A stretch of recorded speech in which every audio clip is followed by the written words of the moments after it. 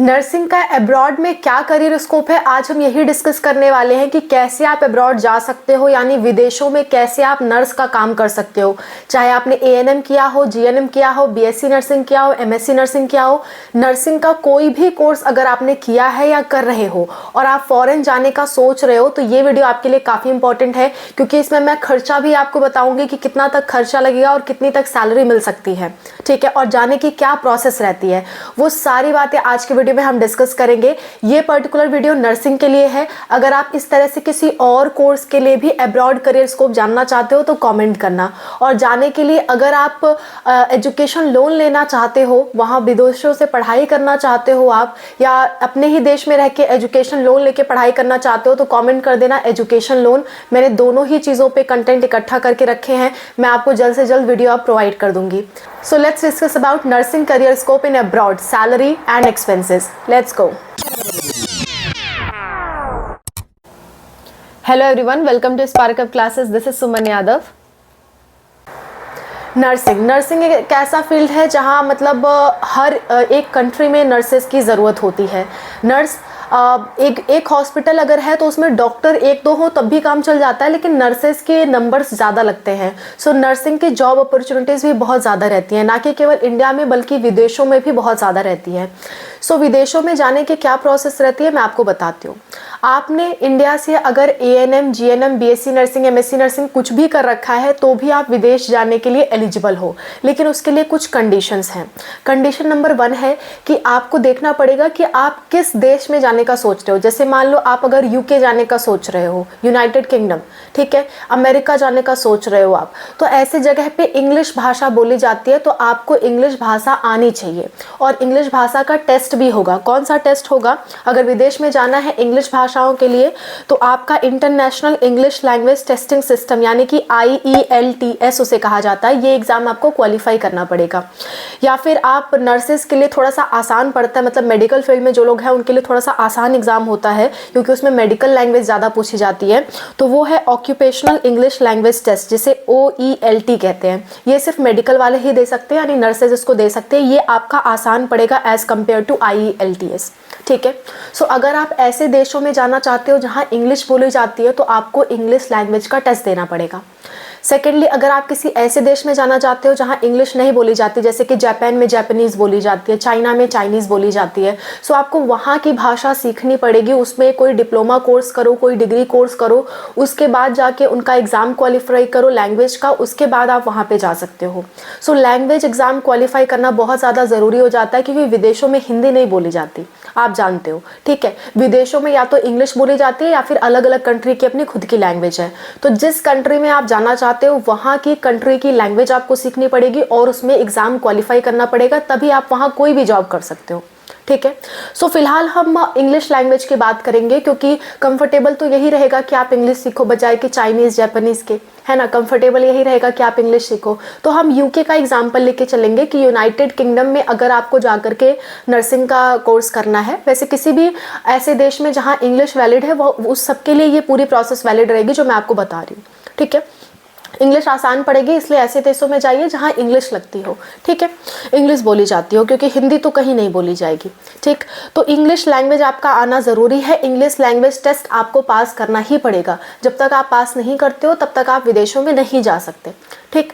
अच्छा, इस language test में 4 चीज़ें देखी जाती है। रीडिंग, कि आपको पढ़ना आना चाहिए, स्पीकिंग, बोलना आना चाहिए इंग्लिश, राइटिंग, लिखना आना चाहिए इंग्लिश, और चौथा लिसनिंग, यानी कि समझना आना चाहिए इंग्लिश, कि आप कोई बोल रहा है तो आपको समझ में आए, क्योंकि उन लोग का थोड़ा सा बोलने का लहजा भी अलग होता है। सो आपको बोलने का लहजा भी समझ में आए, आपको समझ में आए सामने वाला क्या बोल रहा है। सो ये 4 चीज़ों का टेस्ट लिया जाता है इस इंग्लिश के टेस्ट में, ठीक है। केवल आपका MCQ क्वेश्चंस नहीं होंगे, आपके चारों टेस्ट आपको क्वालिफाई करने होंगे। ये सबसे टफ बात होती है, बाकी सब प्रोसेस तो आसान है, ठीक है। तो पहले टफ बात मैंने आपको बता दी, बाकी सारी प्रोसेस आसान है। क्या प्रोसेस है मैं आपको बताती हूँ। देखो, आपने मान लेते हैं लैंग्वेज टेस्ट क्वालिफाई कर लिया, तो उसके बाद आपको क्या करना होगा, मतलब NHS द्वारा एक रजिस्ट्रेशन सर्टिफिकेट मिलता है, वो आपको लेना पड़ेगा। उसकी क्या प्रोसेस रहने वाली है समझाती हूँ। देखो, सैलरी की पहले बात कर लेते हैं। सैलरी जो है वो आपकी यूके में, अगर मैं सैलरी तक बताऊँ तो 25 लाख से लेकर के 30 लाख पर एनम तक सैलरी मिलती है, यानी कि 1 साल का आपको 25 से 30 लाख मिल सकता है। यानी आप मान के चलो 2 लाख प्लस आपकी सैलरी मंथली रहेगी, ठीक है, इंडियन रुपीज़ में। बात समझ में आ रही है?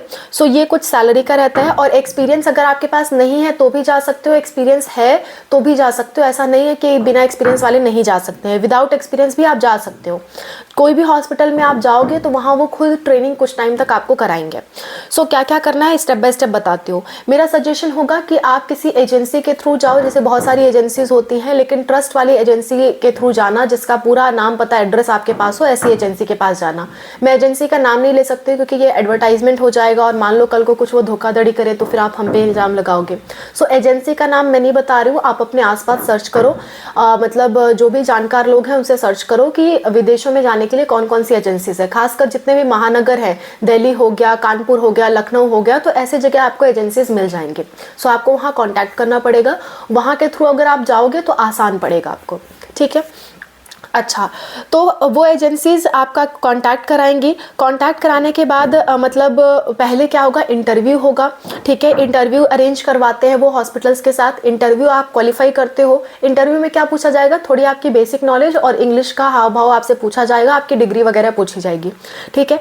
इंटरव्यू होता है, उसके बाद मतलब हॉस्पिटल वाइज आपका MCQ टेस्ट होता है। जैसे यूके में बताऊँ तो MCQ टेस्ट होता है, CBT टेस्ट उसे कहते हैं। उस टेस्ट का 8,000 रुपये फॉर्म की फीस लगती है और 120 क्वेश्चन आते हैं, 4 घंटे का पेपर होता है आपका, और 2 से 3 दिन के अंदर मतलब आपको रिजल्ट भी इसका पता चल जाता है। ये सारी प्रोसेस इंडिया में होगी। ऐसा नहीं है कि आपका कहीं जॉब लग गया तो आपको जाके वहाँ पहले सारी प्रोसेस करनी पड़ेगी तब वहाँ शिफ्ट होना है, नहीं नहीं नहीं, ये सारी प्रोसेस इंडिया में होगी। जब फाइनल वहाँ से क्लैरिफिकेशन आ जाएगा तब आपको जाना है। सो मतलब CBT टेस्ट वो लोग लेंगे, ज़्यादातर हॉस्पिटल्स लेते हैं, कुछ हॉस्पिटल्स नहीं भी लेते हैं, ऐसी कोई बात नहीं है। उसके बाद आपको NMC में रजिस्टर कराने के लिए 16,000 फीस लगेगा, प्लस आपके सारे डॉक्यूमेंट्स लगेंगे, जितने भी डॉक्यूमेंट्स आपने पढ़ाई लिखाई में इकट्ठा कर रखे हैं, और जो अपना इंग्लिश टेस्ट वाला डॉक्यूमेंट है वो आपको लगाना पड़ेगा, ठीक है। अपनी मतलब सारी डिटेल्स आपको लगानी पड़ेगी, कहीं काम किया है, एक्सपीरियंस, तो सर्टिफिकेट लगाना पड़ेगा आपको, किस जगह से आपने मतलब एडमिशन लेकर के अपनी डिग्री कंप्लीट की है उस डिग्री को लगाना पड़ेगा, उसका एडमिशन फॉर्म लगाना पड़ेगा, ठीक है। और उसके बाद ये जो NMC है वो वेरिफिकेशन के लिए आपके स्टेट मेडिकल काउंसिल के पास मतलब मेल भेजेंगे वेरिफिकेशन के लिए, फिर वहां से वेरीफाई हो जाएगा तो आपका पहला स्टेप कंप्लीट हो जाएगा NMC रजिस्ट्रेशन का। 14 से 15 दिन या कभी कभी 1 महीना भी इसमें लग जाता है, ठीक है। ये कंप्लीट होने के बाद आपको सेकेंड रजिस्ट्रेशन कराना पड़ता है। सेकेंड रजिस्ट्रेशन में क्या होता है, फिर से आपके 16,000 प्लस 2,500 रुपये लगते हैं। किस चीज़ के मैं बता देती हूँ। मेडिकल टेस्ट आपका कराया जाता है कि आपको कोई ऐसी बीमारी तो नहीं है जो यहाँ से दूसरे देश में फैल सकती है, जैसे कि HIV संक्रमण हो गया, जैसे कि कोई भी ऐसी बीमारी, जैसे अभी कोविड पीरियड चल रहा था तो कोरोना की बीमारी चल रही थी, तो उस टाइम मेडिकल टेस्ट कराया जाता था। सो मेडिकल टेस्ट आपका कराया जाएगा ताकि कोई भी ऐसी बीमारी आपको ना हो जिसकी वजह से मतलब वहाँ के लोगों को प्रॉब्लम हो सके, और कोई भी गंभीर बीमारी भी नहीं होनी चाहिए कि मतलब आपके पास कुछ ही टाइम का समय बचा हुआ है, जैसे कि कैंसर पेशेंट हो गए, तो ऐसी भी बीमारी आपको नहीं होनी चाहिए। आप फिजिकली फिट होने चाहिए, ठीक है। नेक्स्ट इसके बाद आपका नो क्रिमिनल रिकॉर्ड होना चाहिए, यानी कि आप कोई अपराधी नहीं होना चाहिए इंडिया के, मतलब किसी भी जेल में आपका कोई मतलब आपराधिक रिकॉर्ड नहीं होना चाहिए, क्रिमिनल रिकॉर्ड नहीं होना चाहिए, ठीक है। अच्छा, इतना वेरीफाई हो जाएगा तो आपका सेकेंड रजिस्ट्रेशन कंप्लीट हो जाएगा। सेकेंड रजिस्ट्रेशन कंप्लीट होने के बाद 1-2 महीने का समय लगता है, जब ऑफर लेटर आता है कि हाँ मतलब हॉस्पिटल में आपको एक्सेप्ट कर लिया गया है, ठीक है। अच्छा, ऑफर लेटर आने के बाद वीज़ा के लिए अप्लाई करना पड़ता है, क्योंकि आप विदेश में जा रहे हो तो वीज़ा आपको बनवाना पड़ता है, ठीक है। वीज़ा बनवाने के लिए आप Tier 2 वीज़ा बनवाओ, क्योंकि इससे क्या होता है कि मतलब आप किसी को साथ ले जाना चाहते हो, अपने फैमिली मेम्बर को, तो उनको भी ले जा सकते हो। ऐसा नहीं है कि आप नर्स का काम कर रहे हो तो आप अपने साथ किसी को रख नहीं सकते। आप अपने नाम पे दूसरों का भी वीज़ा बनवा सकते हो, 1 से 2 लोग का वीज़ा आप बनवा सकते हो, जैसे कि आपके हस्बैंड हो गए, आपके पेरेंट्स हो गए, वो आप चाहो तो अपने साथ रख सकते हो फॉरेन में भी, ठीक है। तो ऐसा होता है, मैं आपकी जानकारी के लिए मैंने बता दिया। उसके बाद आपको फ़्लाइट बुक करनी होगी, जहाँ पे आपको जाना है, जिस हॉस्पिटल में आपकी जॉब लगी है वहाँ के एड्रेस के लिए आपको फ़्लाइट बुक करनी होगी, क्योंकि आप ऐसे ट्रेन या बसेस से तो जा नहीं सकते, फ़्लाइट से ही जाओगे, तो फ़्लाइट बुक करनी होगी। ज़्यादातर हॉस्पिटल्स वीज़ा अप्लाई करने का और फ़्लाइट बुक करने का पैसा आपको एडवांस में देते हैं। कुछ हॉस्पिटल हो सकता है ना दे, बाद में रिफ़ंड कर दें आपको सैलरी के साथ, लेकिन ज़्यादातर जो हॉस्पिटल्स हैं वो आपको वीज़ा और फ़्लाइट बुक करने के लिए पैसा देते हैं, ठीक है। सो ये सारा आपको कहाँ से पता करना है, पता करने के लिए सीधे सी बात है कि आप अपने आसपास की कोई एजेंसी से पता कर सकते हो। आपका कोई रिलेटिव अगर फॉरेन में रहता है तो उनके थ्रू आप कांटेक्ट कर सकते हो। आपके अगर मतलब कोई भी ऐसे यहाँ पे रिलेटिव्स हैं जिनका फॉरेन में थोड़ा बहुत कांटेक्ट है, उनके थ्रू आप अप्लाई कर सकते हो। या फिर आप किसी यूनिवर्सिटी में पढ़ते हो, उस यूनिवर्सिटी में जो प्रोफेसर्स हैं उनका अगर फॉरेन में कांटेक्ट है, आप उनके थ्रू जा सकते हो। लेकिन फ्रॉड से, धोखाधड़ी से बहुत बचना। कहीं भी पैसे सबमिट कर रहे हो तो मतलब ऐसे ही नहीं कि आंख बंद करके सबमिट कर लो। जिसके पास भी आप जा रहे हो उसका पूरा रिकॉर्ड देखिए, उसकी सारी डॉक्यूमेंट्स आप लीजिए, फिर उसके बाद उन्हें पैसे दीजिए। क्योंकि कई बार फ्रॉड भी होता है, विदेश जाने के लिए कई सारे फ्रॉड्स होते हैं। सो फ्रॉड से आप सावधान रहें, किसी के भी बहकावे में ना आए। आप खुद एजेंसी सर्च करें या फिर आप मतलब ऐसे लोगों को सर्च करें जिनका फॉरेन में कांटेक्ट हो, या फिर अपने कॉलेज के प्रोफेसर से कांटेक्ट करें। या फिर आपके पास कॉलेज में प्रोफेसर नहीं है तो आप जिस भी कॉलेज से पढ़ रहे हो वो कॉलेज कहीं ना कहीं यूनिवर्सिटी से लिंक होगा और उस यूनिवर्सिटी में प्रोफेसर्स होंगे, तो आप उस यूनिवर्सिटी से जाके कांटेक्ट करिए। या फिर आप किसी बड़े हॉस्पिटल में काम कर रहे हो, एज अ नर्स काम कर रहे हो, तो उस हॉस्पिटल के मेंबर से आप कांटेक्ट करिए। मतलब थोड़ा आपको मेहनत करनी पड़ेगी विदेश जाने के लिए। हाँ, तरीका तो है, बहुत लोग आपको सामने आ जाएंगे, बोलेंगे कि हमारी एजेंसी है, हमारे थ्रू आप जा सकते हो, हमारे थ्रू आप जा सकते हो। लेकिन आप थोड़ा उनको वेरीफाई कर लेना, चेक कर लेना वो सही है कि नहीं सही है, कहीं फ्रॉड तो नहीं है। पूरा चेक करने के बाद ही अप्लाई करना, भले 3-4 महीने, 5 महीने या साल भर की प्रोसेस लग जाए, पूरा चेक करने के बाद ही अप्लाई करना। ठीक है, I hope this video was helpful for you. इसके बाद भी कोई दिक्कत, कोई परेशानी होती है आप कमेंट्स में मेंशन करिए। एजुकेशन लोन पे आपको वीडियो चाहिए या इस तरह का किसी और कोर्स पे आपको अब्रॉड स्कोप पे वीडियो चाहिए कि कैसे जाते हैं, कितना पैसा लग जाएगा, तो उसके लिए आप कमेंट करें। पैसा मैंने आपको बता दिया, एक बार मैं फिर से समराइज कर देती हूँ। 16,000 फर्स्ट रजिस्ट्रेशन में, सेकेंड रजिस्ट्रेशन में भी 16,000, ठीक है, और फिर 2500 एक्स्ट्रा लग रहा है आपका नो क्रिमिनल रिकॉर्ड के लिए।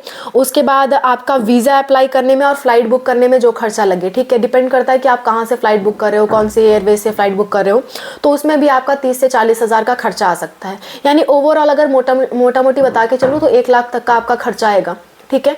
और इनमें से ज़्यादातर पैसे तो रिफंड भी हो जाते हैं अगर आपका ऑफर लेटर आ जाता है, तो आपके हॉस्पिटल वाले ही वीज़ा अप्लाई करने का और फ्लाइट अप्लाई करने का पैसा देते हैं, ठीक है। I hope this video was helpful for you. Thank you so much for watching. Wish you all the best for whatever you are going to do. Bye. Take care.